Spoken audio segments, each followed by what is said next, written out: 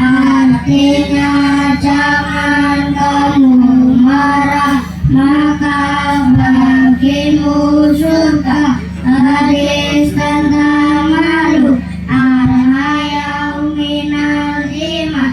Artinya malu itu sebagian dari iman. Hadis tentang kebersihan, al-zuhuru syarrul iman. Artinya kebersihan adalah sebagian dari iman. Hadis tentang niat, innamal a'malu binniyat. Artinya amal itu tergantung niat. Hadis tentang senyum, tabasumuk